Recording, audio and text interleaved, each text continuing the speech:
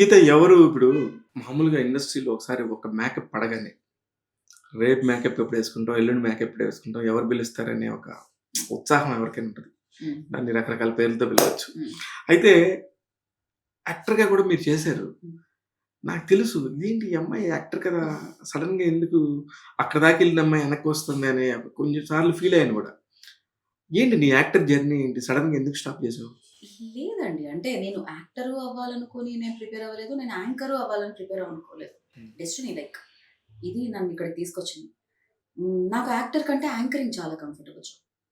Actor నేను నేను bad actor అని నేను యువర్ బ్యాడ్ యాక్టర్ ఎలా ఎలా మీకు తెలుసు? నేను నాకు కంఫర్ట్ లేదు కాబట్టి.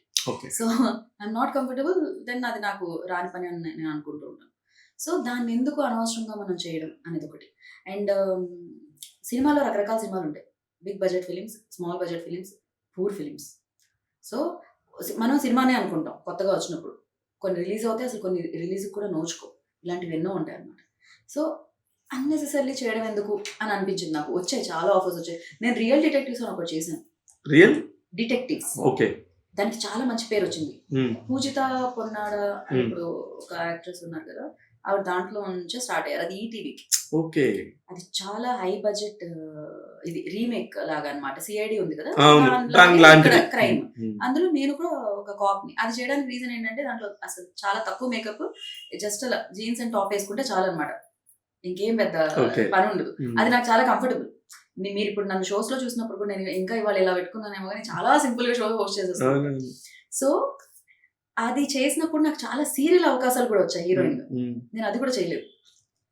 అండ్ మీరు నిజంగా అబ్జర్వ్ చేసినట్టయితే ఇన్నేళ్లలో నేను టెలివిజన్ కూడా హోస్ట్ చేయలేదు.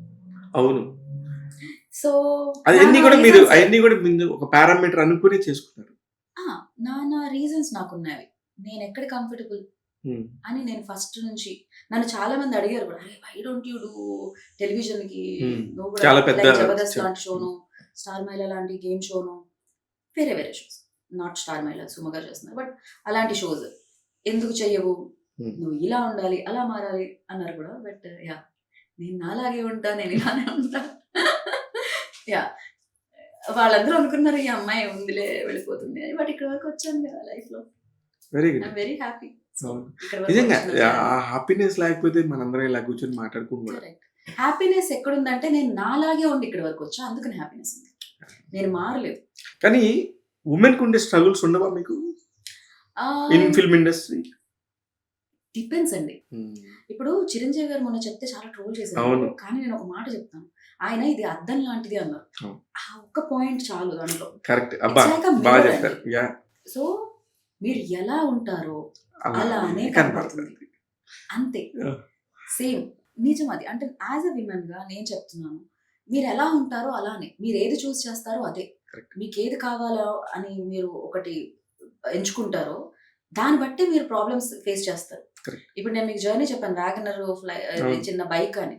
నేను ఇప్పుడు బైక్ టైంలో నేను ఎంజీ కొనాలనుకుంటే నేను స్ట్రగుల్ అవుతాను. నేను ఎవరొకళ్ళు ఫినాన్షియల్ గా హెల్ప్ అడగాల్సి వస్తుంది, లేకపోతే నేను ఆల్రెడీ కొన్నాను కదా దీనికి సంబంధించి, దీని ఈఎంఐ నేను కట్టలేకపోతున్నాను, నేను ఇంకా కొంచెం వేరే డైరెక్షన్స్ ఏమైనా తీసుకుంటే బాగుంటుందని అనిపిస్తుంది. కానీ మీరు ఎక్కడ ఎంత ఎలా ఉన్నారో మీరు అక్కడి నుంచే ప్లాన్ చేసుకోవడం మొదలు పెట్టాలి. కంఫర్ట్ ఎప్పుడు ఓకే మీరు చేయగలరా లేదా అనేది చూసుకోవాలి. కానీ సడన్ గా ఇలా వచ్చి అలా పెద్దోళ్ళు అయిపోతూ ఉంటారు, కళ్ళ ముందు కనబడతా ఉంటాయి. అంటే లేదు వేరేగా కాదు, అంటే వాళ్ళ చాయిస్ కదా అంటున్నాను. అది కూడా ఎగ్జాక్ట్లీ ఆ చాయిస్ చూసే వేరే వాళ్ళు కూడా కామెంట్స్ చేస్తారు. ఆ కామెంట్స్ అది అందరికి వర్తిస్తాయి. దానికి ఎలాగా మనం రిలేబుల్ అవుతాం అంటున్నాను నేను. అంటే ఇప్పుడు నేను నా కోసం మనీ అనుకుంటాను, మనీ కోసం నేను కాదనుకుంటాను. Simple answer. నా కోసం మనీ, నేను స్పెండ్ చేయడం కోసం మనీ సంపాదించుకోవాలి, నేను ఈఎంఐస్ కట్టడం కోసం మనీ సంపాదించుకోవాలి, నాకు వచ్చే దాంట్లో ఏదైతే మనీ వస్తుందో అది నా టాలెంట్తో సంపాదించుకోవాలి.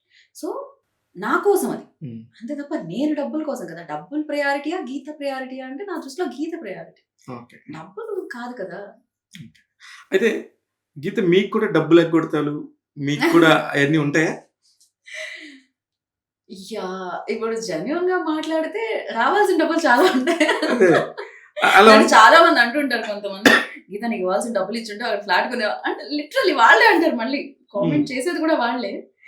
వస్తూ ఉంటాయి చాలా ఆగుతూ ఉంటాయి. కానీ సినిమా మీద ఇష్టంతో మనీ నేను చెప్తున్నాను కదా, ఫస్ట్ నేను, దాని తర్వాత పని, దాని తర్వాత మనీ. నేను పని మనీ. ఎస్, గీత అంటే నేను పని మనీ. ఇది ప్రయారిటీ వైజ్. ఒక ఆడపిల్లవి అనొచ్చా? మీరు అన్నిసార్లు ఆడపిల్ల అనొచ్చు, ఆ. నేచర్ ఎలా తయారు చేసింది కాబట్టి అనొచ్చు. ఇక్కడ అంటే ఇక్కడ జెండర్ ఇష్యూస్ కాదు నాకు ప్రాబ్లం. ఇప్పుడు నువ్వు ఆడపిల్లకి నీకు రెస్పెక్ట్ ఇస్తానే, ఆ రెస్పెక్ట్ గురించి నేను ఆడపిల్ల అని అడుగుతున్నా అన్నిసార్లు. అంటే కానీ అది ఉంటది, ఇన్సెక్యూరిటీస్ ఉంటాయి మగవాళ్ళకి. ఆడపిల్ల అంటే మగవాళ్ళకనే కదా, ఇన్ఫాక్ట్ సమ్ టైమ్స్ నా మైండ్, నాది కూడా అంటే మేబీ మైండ్ సెట్ ఏమో, మనం పెరిగిన అంతో ఇంతో. ఎవరైనా డ్రైవ్ చేస్తున్నారు అనుకోండి, లేడీ డ్రైవింగ్ అనుకుంటా, ఎలా పడితే అలా నడుతుంది నేనంటాను. అది సడన్ గా నాకు కూడా వచ్చేస్తుంది తెలియకుండానే, సబ్ కాన్షియస్ దీని నుంచి. సో అది ఎందుకు అలా ఉండిందో తెలియదు. బట్ నన్ను చాలా మంది అంటారు నేను చాలా బాగా డ్రైవ్ చేస్తుంటాను. ఇట్స్ ఆల్వేస్ లైక్ అంతే, అది ఎక్కడో ఉంది. ఆడవాళ్ళకి కూడా ఉంది, అది మగవాళ్ళకే కాదు.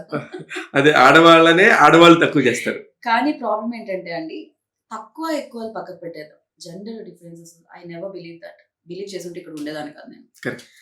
కాకపోతే ఒక మాట ఏంటంటే, వెన్ ప్రాపర్టీ షేరింగ్స్ లోను లేకపోతే క్రెడిట్ షేరింగ్స్ లోను, ప్రతి షేరింగ్ లో ఆడపిల్ల సమానం అని, కొన్ని విషయాలు వచ్చినప్పుడు ఆడపిల్ల విక్టిమ్ అంటే అది కొంచెం బాధ అనిపిస్తుంది.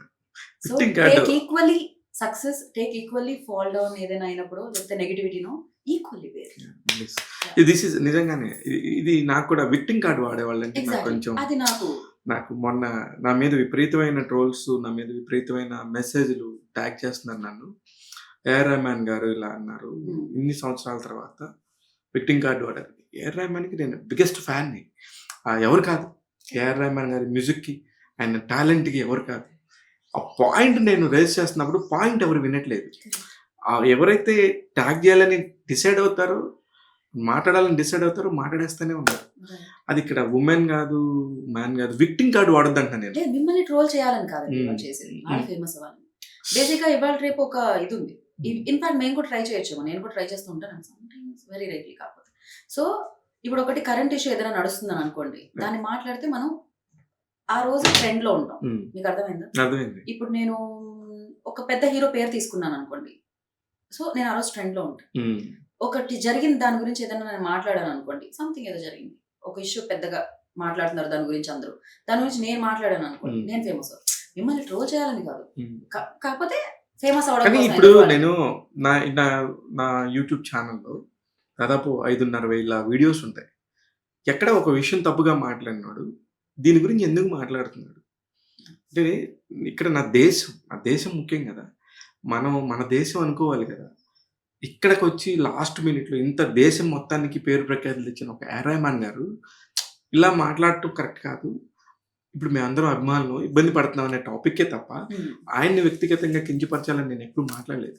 అది కోటి గారిని ఇంటర్వ్యూ చేస్తున్నాను మేడం, సడన్ గా ఆయన అవును అలా అన్నారా అని మాట్లాడుకుంటా, ఆయన దగ్గర పనిచేసిన ఆయన దగ్గర పనిచేసి వాళ్ళందరూ కలిసి పనిచేసిన వ్యక్తులు, వాళ్ళ దగ్గర వాళ్ళు మాట్లాడటంలో తప్పేలా అవుతుంది. ఇప్పుడు మీతో నేను ఇందాక దాకా సుమ గారి గురించి మనందరం మాట్లాడుతున్నాం, ఎందుకు తప్పు అవుతుంది? అందరం ఒక దగ్గర పెరిగిన వాళ్ళం కదా. ఆ పాయింట్ మాట్లాడితే అది ఎవరికి అర్థం కావట్లేదు.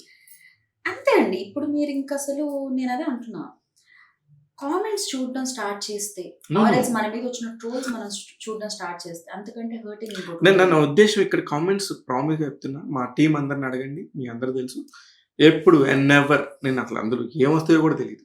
ఈ పర్టికులర్గా పని కట్టుకొని ఒక క్రియేట్ చేసుకుంటున్నారు, కొత్తది ఒకటి ఛానల్, ఒక ఫేక్ అకౌంట్ క్రియేట్ చేసేసుకుని దాని మించి తిడుతున్నారు. అది చూసినప్పుడు మన వాళ్ళు చెప్తున్నారు అనమాట, అది నేనేమంటున్నానంటే వాళ్ళని జస్ట్ లీవ్ దెమ్, వదిలే. మీరు వాళ్ళ మైండ్ సెట్, వాళ్ళ మీద జాలి పడండి కదా, మీరు కోపడకుండా. నాకేం కోపం లేదు, నేను చెప్పాలనుకున్న విషయాన్ని డోంట్ యూస్ విక్టిమ్ కార్డ్. మీరు ఫైట్ చేయండి, ఐఎమ్ విత్ యూ, మీరు ఎలాగైనా ఫైట్ చేయండి. నేను ఎంతమంది సిరా అయిన ఒక సినిమా వచ్చింది, మీకు సందర్భం వచ్చింది కాబట్టి చెప్తున్నా, ఎంత బ్యూటిఫుల్ ఫిల్మ్ అంటే, అందులో అబ్బాయి పేరు మొహమ్మద్. ఆ పేరు ఉండటం వల్లే పాపం అబ్బాయి కేసు 5 years ట్రయల్కి రాలేదు. ఎంత అన్యాయం. ఒక సమానత్వ హక్కు, ఒక మైనారిటీ అయినంత మాత్రాన, ఒక ముస్లిం కుర్రోడి పేరుంటాం అన్నంత మాత్రాన, ఆ అబ్బాయి కేస్ కూడా ట్రయల్‌కి రానంత దారుణంగా ఇక్కడ ప్రభుత్వం ఉండింది అనేది ఆ సినిమాలో బ్యూటిఫుల్ లైన్. అందరూ చూసేది అందులో లవ్ స్టోరీ చూస్తారు. అద్భుతంగా ఆ అమ్మాయి అతను ప్రేమించిన అమ్మాయి అతని కోసం ఒక చెట్టు దగ్గర నించొని అక్కడ దేవుడి బొమ్మ ఉంటే దేవుడికి చూస్తుంటే, ఆ అబ్బాయి కింద తివాచీ యేసుకొని ఒక అల్లాహకి పూజిస్తా ఉంటాడు. ఎంత బ్యూటిఫుల్ ఫ్రేమింగ్. అంత గొప్పగా నేను ముస్లిమ్స్ గురించి, అంత ముస్లిం భాయ్ భాయ్ సమానత్వం. ఇది ఒక అద్భుతమైన దేశం మనది. ప్రజాస్వామ్య దేశం. అందరూ కలిసి ఉన్నాం మనం. అలాంటప్పుడు ఎన్ని చెప్తున్నప్పుడు ఎవ్వరు ముట్టుకోరు మేడం. దానికి ఒక విక్టిమ్ కార్డ్ వాడారు అని చెప్పినప్పుడు మాత్రం కంపల్సరీ అందరూ వచ్చేస్తారు. అది సో సాడ్. అదే అంటే అది కరెంట్ ఇష్యూ కాబట్టి, మీకు ప్రస్తుతం అది న్యూస్ లో ఉంది కాబట్టి అందరూ వస్తారు అంతే. మెయిన్ అది అంతే తప్ప మీరు అది న్యూస్ లో లేకుండా, అది ఏఆర్ రెహమాన్ గారికి సంబంధం లేకుండా మీరు వేరే వాళ్ళ గురించి మాట్లాడితే దాని గురించి ఎవరు కామెంట్ చేయరు. అందులో ఆయన ఉన్నారు కాబట్టి, ఆయనకు ఒక పేరు ఉంది కాబట్టి, ఆ పేరుకు సంబంధించి మనం ఏమన్నా అంటే అది మనకి యాడ్ ఆన్ అవుతుంది కాబట్టి మనం మాట్లాడతాం అంతే తప్ప వేరే ఏం లేదండి.